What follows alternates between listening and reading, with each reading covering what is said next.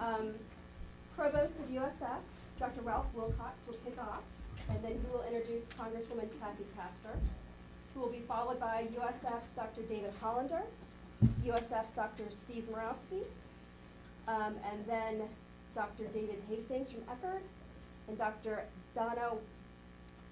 Dana Wetzel from Moat Marine Lab.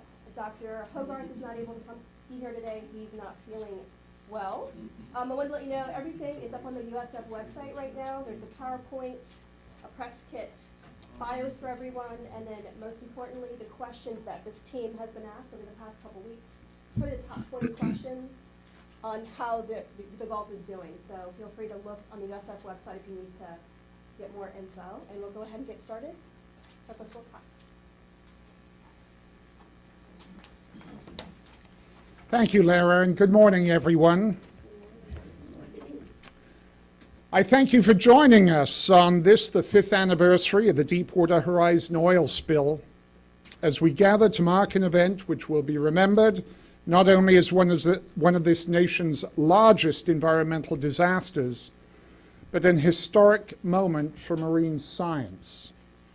On behalf of the entire University of South Florida community, I'd like to thank U.S. Representative Kathy Castor and St. Petersburg City Council members Darden Rice and Amy Foster for joining us in marking this day, as well as representatives from the offices of U.S. Senator Bill Nelson, Florida Senator Jeff Brandes, St. Petersburg Mayor Rick Kreisman, and Pinellas County Commissioner Charlie Justice. Like millions of people across the Gulf states today, our thoughts are with the families of the 11 workers who died in the explosion of the Deepwater Horizon, as well as the thousands of individuals and communities who have struggled with the economic and health impacts of this disaster. As scientists and students, we have sought to measure the environmental toll of this disaster, ever mindful that the health and well-being of Gulf State residents, including our Florida residents, is inextricably linked to the Gulf of Mexico. The University of South Florida and the Florida Institute of Oceanography have long considered the Gulf a primary focus, even though 5 years ago, the Gulf was known to be one of the most understudied bodies of water in the world. Indeed, despite its economic and environmental importance, many experts would have told you back then that science knew more about outer space than the Gulf waters just outside of our door. We can no longer say that, even as we recognize the tremendous cost of the event, an event that has finally brought the significant scientific investment that has long been needed.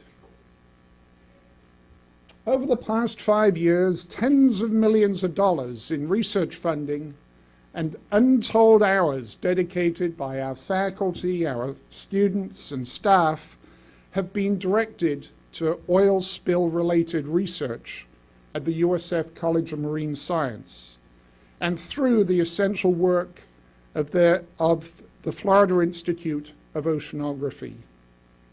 I thank you all for your tireless work and dedication. Together, we have forged national and international partnerships with other leading scientific institutions to create a powerful network to better understand how the Gulf works, what may have been damaged, and whether the Gulf is indeed recovering from this epic disaster. The research vessels operated by FIO and the extraordinary crews of the Weatherbird 2 and the Bellows have been non-stop providing a mobile scientific platform to gather critical scientific data to help inform our understanding. In the aftermath of Deepwater Horizon, we have witnessed one of the most extraordinary scientific efforts that Florida has ever seen, and perhaps, indeed, the nation. The work conducted has been a model of scientific and institutional collaboration. FIO alone has demonstrated the significant collective power of leveraging scarce public and private resources to maximize science in the public interest. Valuable new technologies have emerged from the innovative minds in this room, and the need for better tools has become apparent.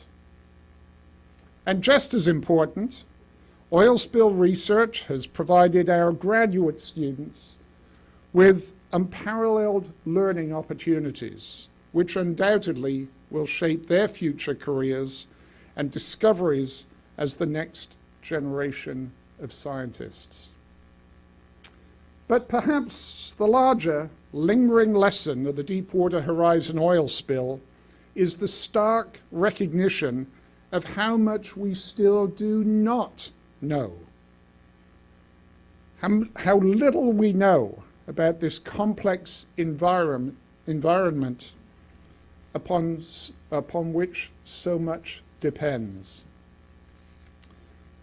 The questions posed with regard to the risk and rewards of deep water drilling have yet to be fully answered, as well as the dilemma of how to balance the Gulf's environmental fragility with our economic needs. Yet, the extraordinary work conducted by the faculty and the students and the staff with us this morning, and hundreds of others, has produced meaningful change on one very important front. Science has taken its rightful place at the center of the discussion, and no longer is the Gulf of Mexico an afterthought. Because of our rapid response to this disaster, the people of Florida and the other Gulf states were served by world-class independent institutions with only one goal: to conduct the most rigorous and credible science possible. We have done what universities do best and sought the truth free from influence. Throughout these events, we have been mindful that we are privileged to inhabit institutions built through public investment, and that we exist to serve the public's need for knowledge and understanding. It is our pledge that we will continue to furnish accurate, dependable, and illuminating information that will empower the citizens of the Gulf states to make decisions about the future of the Gulf of Mexico, and, by extension, their futures as well. 5 years ago today, we could not have imagined where events would take us.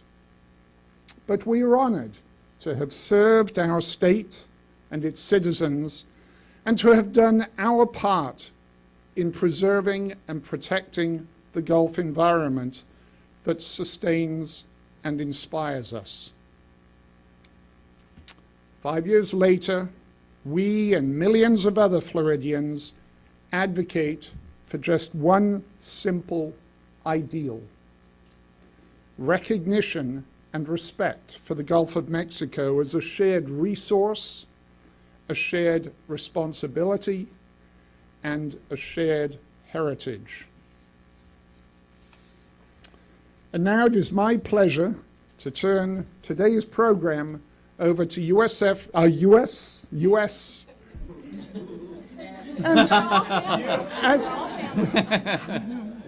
and much of the time, we hope, USF Representative Kathy Castor, who has played a leading role in protecting the Gulf environment and the fishermen, small businesses, and families who depend upon its health. Long before this disaster, and certainly after it. Some of you may recall that when our scientists had first gathered evidence that the spill had produced massive underwater plumes in the Gulf, we needed a sample of Macondo oil from the well to fingerprint the particles found in the plume. Well, we couldn't quite seem to get BP's cooperation in producing that sample until Representative Castor intervened. The rest, as many of you know, is history. That sample became a scientific linchpin that connected what we know about the Gulf environment today and the Deepwater Horizon disaster. Representative Castor's unceasing leadership has continued since then, including Restore Act funding that will protect Florida citizens going forward, with proceeds from the fines returning to our state to support restoration, economic development, and science. Please join me in extending a very warm welcome to U.S. Representative Kathy Castor.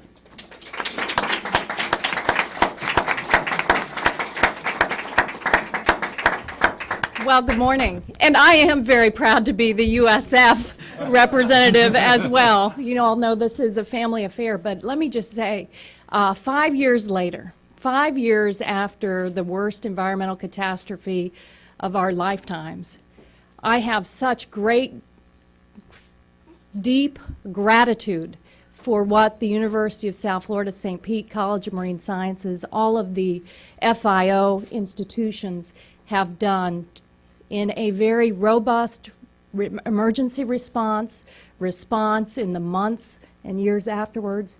And now it is USF St. Pete College of Marine Sciences and FIO that will, for decades to come, establish and restore the Gulf, work to restore the Gulf, conduct the most expansive research to protect the Gulf of Mexico and its communities. And remember, here in Florida, our economic health is directly tied to the environmental health of the Gulf of Mexico. Everything we do, from tourism to fishing, to luring companies down here, to growing jobs and making the quality of life what it is tied to clean water and a healthy Gulf of Mexico. So let's reflect. 5 years ago, do you remember? You probably, like me, turned on the TV and CNN or one of the stations and saw the blowout, the first early pictures of the Deepwater Horizon oil platform that exploded. And then you learned that 11 people had lost their lives during that explosion. In the days afterwards, we realized that the blowout preventer way deep in the ocean had crumpled under pressure. And they're still litigating the fine points of that. But day after day, week after week, month after month, that oil continued to flow out of the wellhead. And it made you sick to your stomach, didn't it, to watch it overall. So 134 million gallons of oil poured into our Gulf of Mexico for 87 days. 650 miles of Gulf shoreline were polluted. And then here in the Tampa Bay area, it caused panic because like I said, our economy is directly tied to tourism. And people began to cancel their vacations. The mom and pop restaurants and hotels and motels here in Pinellas County and all along the Gulf Coast really suffered a setback just at the time we were coming out of the Great Recession. And people were angry. But let me tell you what happened then. It was the University of South Florida, St. Pete, that had the vessels ready to go into the Gulf to see what was happening. Unfortunately, the federal government did not have the resources or the vessels placed in forward placed so they could get out there quickly. They could fly over in helicopters and airplanes, but it was the Weatherbird here that was one of the first vessels dispatched. It was Dr. Bob Weisberg who was educating the entire country and the U.S. Congress on the loop current.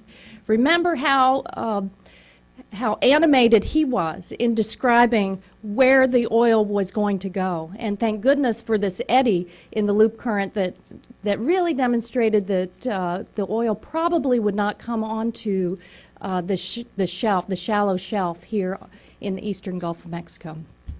It was Dr. Hollander who said, I'm really fed up with BP. We've asked him for this oil sample, the fingerprint from the wellhead, to tie it to the oil samples we're collecting throughout the water column and on the beaches. So yeah, we had to knock a few heads, but he's not shy. He has a cane today, so be nice to him, or else he's a tough cookie. It was Jackie Dixon, the dean here, and Dr. Hogarth, who had just moved on as dean, who said, you know what, we believe in the research mission. This is vitally important, but we can't do this out of the goodness of our heart. There were no emergency appropriations from the state of Florida, so we went and we asked BP to pay $10 million to the FIO to ensure that the research could continue while the oil was still gushing out of the wellhead. That meant $10 million in the pockets of our researchers here at the University of South Florida and all of the related students. And then Steve Murawski came on board. He is the foremost researcher in red snapper in the fisheries. And remember, yes, we talk about an $85 billion tourism industry in Florida, but the fishing industry is a multi-billion-dollar industry as well. And it's the researchers here that are going to work to protect it, to give the information to the fishermen, the shrimpers, and to guard that fishery over time. Now, what happened since then? They finally capped the well. The Congress finally responded. They unfortunately did not respond in adopting tough new regulations for deepwater drilling. The Obama administration has done some of that, but unfortunately it's temporary. Unless it's adopted as law, the next president, the next administration doesn't have to follow a lot of those regs. But what the Congress did do, at the urging of the communities here, and with the leadership of Senator Bill Nelson, and a lot of my Florida colleagues and Gulf Coast colleagues, we passed the Restore Act, because it was very important that BP be held accountable and that the fines and penalties from the disaster under the Clean Water Act go to restore the Gulf. And remember, our pledge is to restore the Gulf better than it was before the blowout. What is contained in the Restore Act is very important because it designates the Florida Institute of Oceanography and USF St. Pete College of Marine Sciences as the center for excellence for the state of Florida.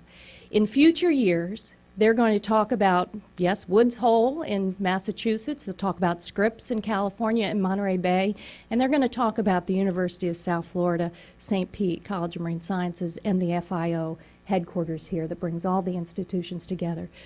What that does is it carves out a piece of those fines and penalties to go to fund robust research in the years ahead. And that will be headquartered here, and it will be the linchpin of new jobs and research opportunities for decades to come. Transocean has already paid into that fund, and I believe FIO has received about $4 million so far. That's in addition to damages received by Florida counties of about $50 million so far. But this is just the beginning because BP, under the federal court case, has been found grossly negligent. They are on the hook for at least $13 billion in settlement. Some of that will go, it won't come all at once. It will gather interest over time and pay for these robust research efforts here at USF St. Pete. So we're just getting started. Another very impactful part of the Restore Act that the researchers in this community had a large role in was a separate category for ocean observing systems.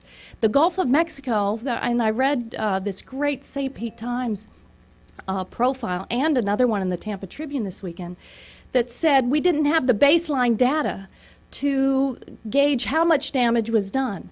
Well, we're going to change that through the Restore Act because a significant part of the damages will go to a new robust ocean observing system. These are the buoys out in the water, out in the Gulf of Mexico, spread out so you can take water temperatures, which is important for the changing climate. You can understand the salinity. You'll hear from scientists on why this is important. But today, I just couldn't be prouder, 5 years later, thinking about how you all jumped in to respond so directly. You knew what was at stake.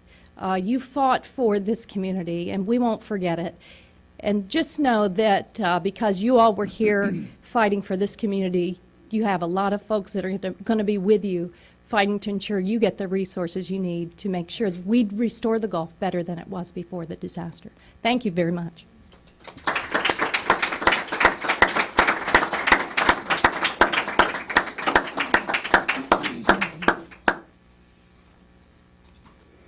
Thank you, Congresswoman Castor, for your wonderful remarks. I also want to thank President Genshaft of USF and Provost Wilcox for their steadfast support for our efforts to conduct the research that helps to balance responsible energy policies with the health of our Gulf and human health. For the first slide, obviously today is a very important day. This is the 5th anniversary of the Deepwater Horizon oil disaster, and it is a time to remember those that lost their lives and that were injured in the blast. It is also time to take stock of what we know now and what we still need to learn in order to protect this environment and other environments where deepwater drilling is taking place. Second slide. To emphasize the magnitude of the spill, 11 workers were killed and dozens were injured during the blast itself. A total of 4.9 million barrels of oil were released into the Gulf of Mexico. And in addition to that, 1.8 million gallons of Corexit, the dispersant, were used.